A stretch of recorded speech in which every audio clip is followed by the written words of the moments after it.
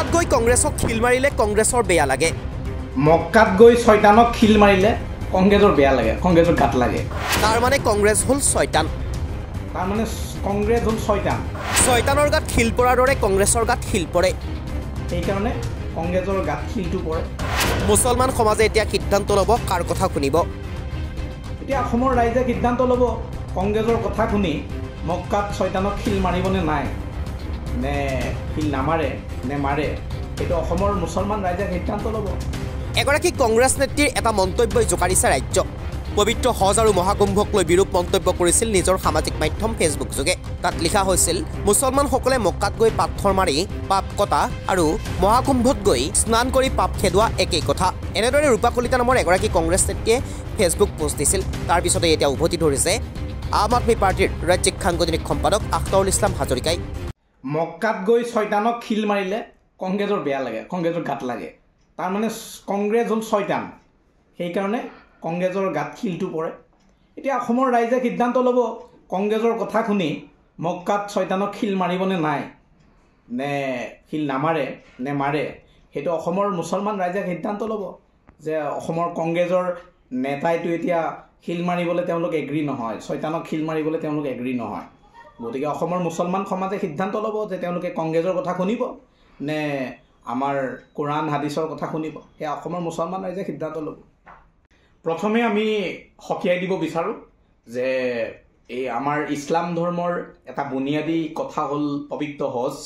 আৰু এই পবিত্ৰ হজৰ যি প্ৰক্ৰিয়াৰ মাজত যি ঘটনা পৰিঘটনা হয় তাক লৈ যেনেকৈ টুলুঙা মন্তব্য কৰিছে আৰু আন কিছুমান বস্তুৰ লগত ৰিজাব বিচাৰিছে, কংগ্ৰেছক আমি স্পষ্ট কৰি দিব বিচাৰোঁ যে তেওঁলোকে আমাৰ মুছলমান মানুহসকলৰ বিশ্বাসত আঘাত আনিছে। আৰু আমি এই কথাৰ তীব্ৰ ভাষাৰে আমি গৰিহণা দিছোঁ, বিৰোধিতা কৰিছোঁ। আমি দাবী উত্থাপন কৰোঁ যে কংগ্ৰেছে ক্ষমা খুজিব লাগে, কংগ্ৰেছে মুছলমান ৰাইজৰ ওচৰত ক্ষমা খুজিব লাগে। কংগ্ৰেছে মুছলমানৰ আঘাত আনিছে আৰু এইটো কথা কেতিয়াও সহ্য কৰা নহ'ব। এই যিবিলাক ফাল্টুমিবিলাক একদম সহ্য কৰা নহ'ব। আমি খুব স্পষ্ট ভাষাৰে কৈছোঁ যে কংগ্ৰেছ হওক আন কোনোবা হওক, আমাৰ ধৰ্মীয় আস্থাৰ লগত তেওঁলোকে এইবিলাক কথা ক'লে একেবাৰে সহ্য কৰা নহ'ব। যেতিয়া সময় আহিব তেতিয়া কংগ্ৰেছে নিজে গম পাব, আন আন দলবিলাকেও গম পাব। সেই কথাটোকে আমি ক'ব বিচাৰোঁ যে ফেচবুকত এইটো ৰূপা কলিতাৰ একাউণ্ট। ৰূপা কলিতা হৈছে কংগ্ৰেছৰ এগৰাকী নেত্ৰী আৰু তেখেতে ফেচবুকত লিখিছে, মক্কাত গৈ পাথৰ মাৰি শয়তান খেদোৱা আৰু কুম্ভত গৈ গা তিয়াই পাপ খেদোৱা একেই কথা, আমি এটাতো নাই। আচলতে মক্কাত মানুহ যায়, তাত আমাৰ যি প্ৰক্ৰিয়া আছে সেই প্ৰক্ৰিয়া আমাৰ সম্পূৰ্ণৰূপে মুছলমানসকলৰ ধৰ্মীয় এটা বিশ্বাসৰ প্ৰক্ৰিয়া। আৰু এই বিশ্বাসৰ প্ৰক্ৰিয়াক কোনোবাই সমৰ্থন কৰিব পাৰে, কোনোবাই সমৰ্থন নকৰিব পাৰে। কিন্তু এই বিশ্বাসৰ প্ৰক্ৰিয়াৰ লগত আন কিছুমান কথা তুলনা কৰাটো কেতিয়াও সহ্যকৰ কথা নহয়। এয়া তেওঁলোকে চিধা চিধি কংগ্ৰেছৰ যিটো মানসিকতা, মুছলমানক লৈ তেওঁলোকৰ অৰিজিনেল যিটো মানসিকতা, তেওঁলোক যে এণ্টি মুছলিম হয়, মুছলমানৰ ধৰ্মীয় আস্থাক তেওঁলোকে মাজে মাজে যে কুঠাৰাঘাত কৰে, এই কথাবিলাক ইয়াত স্পষ্ট হৈছে। গতিকে অসমৰ ধৰ্মীয় সংখ্যালঘু সমাজক তেওঁলোকে ভাবে যে তেওঁলোকৰ ভোটখিনি কেৱল কংগ্ৰেছৰেই নিজস্ব অধিকাৰ, কিন্তু কংগ্ৰেছৰ আচল চৰিত্ৰ এই ফেচবুক পোষ্টবিলাকত বাহিৰ হৈ আছে। গতিকে আমি কংগ্ৰেছক সকীয়াই দিব বিচাৰোঁ যে এই কথাবিলাক মুছলমান সমাজে কেতিয়াও সহ্য নকৰে। আপোনালোকে ক্ষমা খুজিব লাগিব মুছলমান সমাজৰ ওচৰত, কাৰণ আমাৰ হজ এটা সম্পূৰ্ণৰূপে এটা পবিত্ৰ প্ৰক্ৰিয়া।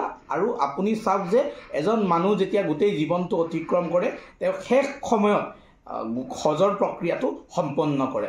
গতিকে এইটো কিমান বিশ্বাসৰ এটা বিষয়। এই বিশ্বাসৰ বিষয়টোত কংগ্ৰেছ নেত্ৰীয়ে এনেকৈ অপমান কৰিব, এনেকৈ আঘাত কৰিব, সেয়া মুছলমান ৰাইজে কেতিয়াও সহ্য নকৰে।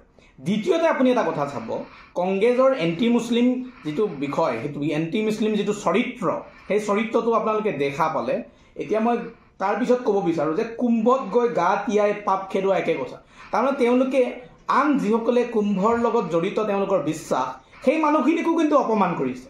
গতিকে আমি বিচাৰোঁ যে ৰাজনৈতিক যিবিলাক দল আছে তেওঁলোকে প্ৰত্যেক ধৰ্ম, জাতি, বৰ্ণ, গোষ্ঠী সকলোৰে যিবিলাক বিশ্বাস আছে যিবিলাক তেওঁলোকৰ মানে প্ৰচাৰ আছে প্ৰক্ৰিয়া আছে এইবিলাকত তেওঁলোক সোমাব নালাগে, কোনো ৰাজনৈতিক দলে সোমাব নালাগে। এতিয়া আস্থাত আঘাত হানা এইবিলাক কথা কংগ্ৰেছে কৈছে, কংগ্ৰেছে কি কাৰণে কৈছে এইবিলাক কংগ্ৰেছে বুজি পাব। কংগ্ৰেছে এই কথাটো কিন্তু স্পষ্ট কৰিব লাগে, নহ'লে অসমৰ সংখ্যালঘু সমাজে আপুনি চাব এই কথাবিলাকৰ প্ৰতিক্ৰিয়া আৰম্ভ হ'ব, অসমৰ সংখ্যালঘু সমাজে ইয়াৰ উত্তৰ দিব। আৰু আমি এই মুহূৰ্তত দাবী উত্থাপন কৰোঁ যে কংগ্ৰেছে এটা স্পষ্টীকৰণ দিব লাগে যে এই কথাষাৰৰ লগত তেওঁলোক আছেনে নাই, যে যিগৰাকী তেওঁলোকৰ এগৰাকী দায়িত্বশীল ব্যক্তি আৰু যিগৰাকী ব্যক্তিয়ে কৈছে তেওঁ কংগ্ৰেছক বহু সময়ত মিডিয়াত প্ৰতিনিধিত্ব কৰিছে, সংবাদ মাধ্যমত গৈ তেওঁ কংগ্ৰেছ দলক প্ৰতিনিধিত্ব কৰিছে, আৰু সেই ব্যক্তিজনে যদি ফেচবুকত ইছলাম ধৰ্মক অপমান কৰি এনেকুৱা কিছুমান কথা কয় তেতিয়াহ'লে ইয়াৰ উত্তৰ কিন্তু ভাৰতীয় জাতীয় কংগ্ৰেছে দিব লাগিব।